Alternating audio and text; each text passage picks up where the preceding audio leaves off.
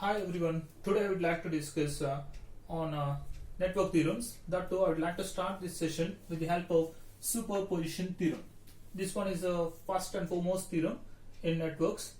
And what's that superposition theorem states here is, with the help of some simple numerical, I'd like to explain first, and thereafter I would like to go for the part of statement wise. This one is the thing. For that, actually they have given one circuit maybe like this. In this particular circuit, observe the things. They have given some question. Try to find out current flowing across 3 ohms. This one is a 3 ohms resistor. They have given some 2 voltage sources here right now, 50 volts and 25 volts. Yeah. For this particular one, try to find out current flowing across 3 ohms by using some superposition theorem. Yeah. I would like to explain the procedure in a step-by-step manner. Observe that particular one. Yeah. I may go for the part of two analysis wise here. One thing is nothing but mesh analysis, another one is nothing but nodal analysis. For the sake of simplicity, I would like to go for the part of nodal analysis for this particular circuit. My intention is I would like to find out current flowing across 3 ohms. This one is a thing. Yeah. And in this one, we would like to observe one node here. And I may designate it as V. This one is a V. V.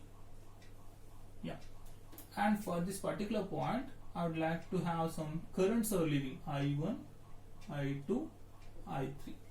The summation of all these currents meeting at a junction or node V is equal to 0 is nothing but KCL. This one, KCL.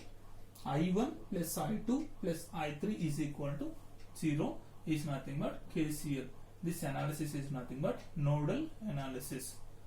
What's that? I1 is nothing but, just remember, we all know that Ohm's law, V equal to IR. From that, what's the value of I? I equal to V by R.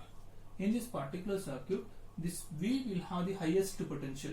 If we come across any other voltage across this particular branch, try to subtract from this one.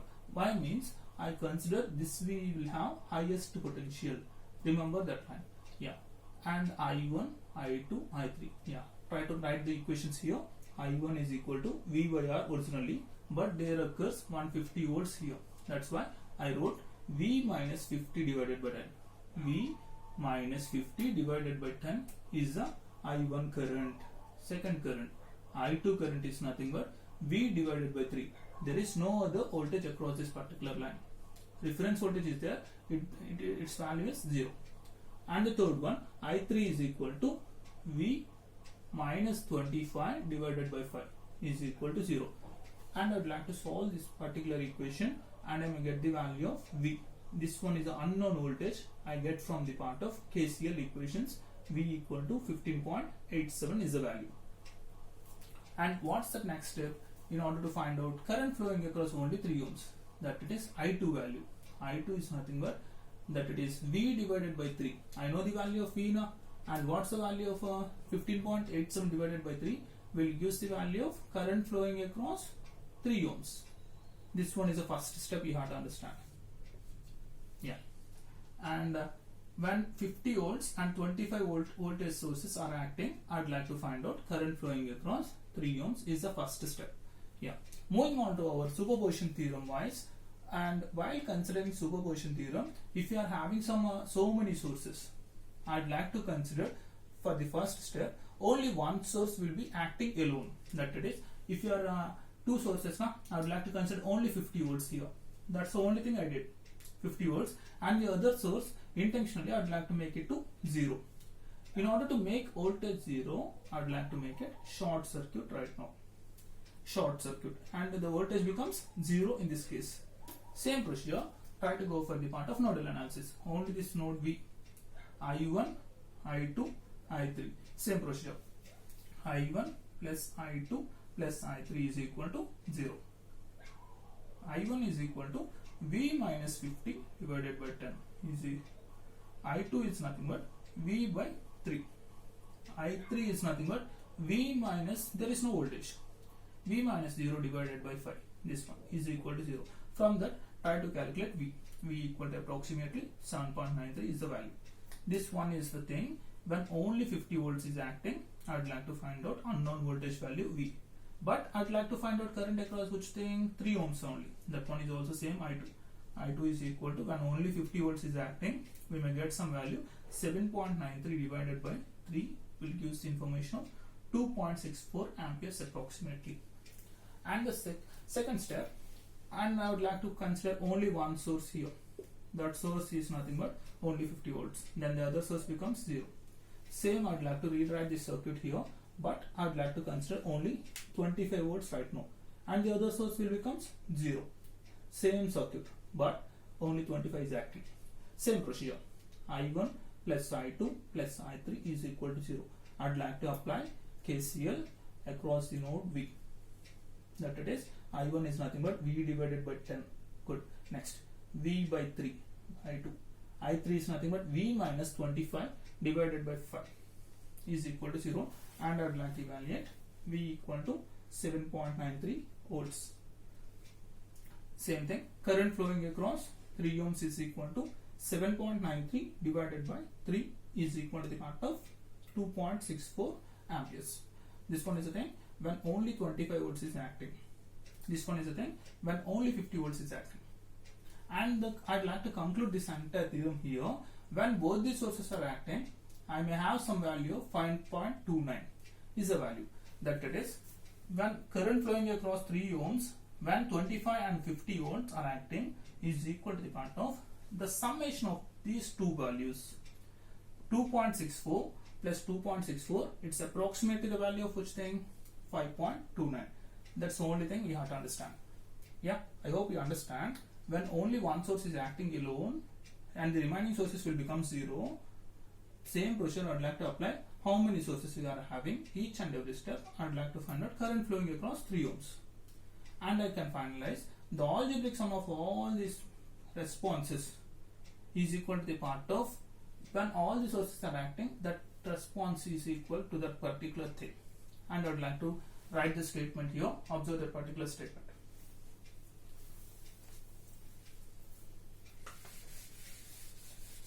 Yeah.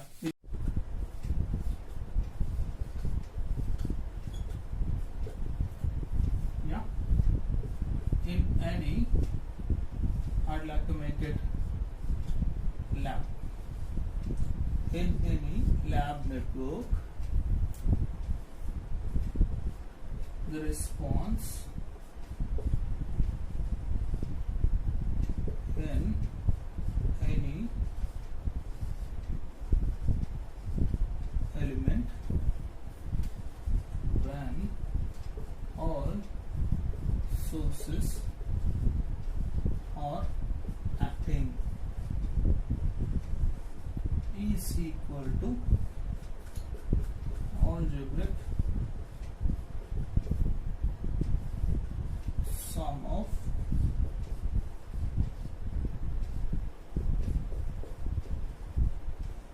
responses when only one source is acting. Is acting and the remaining sources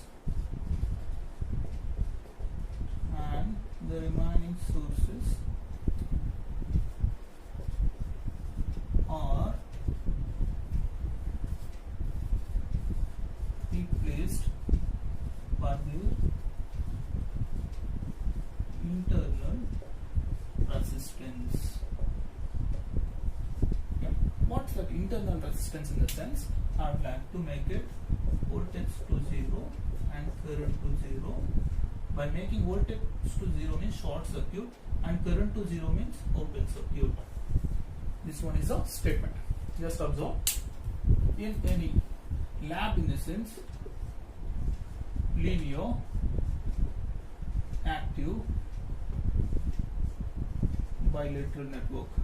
In any linear, active, bilateral network, the response in any element when all the sources are acting is equal to algebraic sum of responses when only one source is acting alone. Try to remember that name. One source is acting alone and the remaining sources are replaced by their internal resistance. That it is voltage to 0 and current to 0. Voltage becomes 0 when short circuit, and open circuit means current becomes 0. This one is the only statement. But remember what this response stands for. That it is, I would like to go for the part of voltage or current calculation maybe. In the previous numerical, what we have observed here is I would like to find out only current. Maybe I would like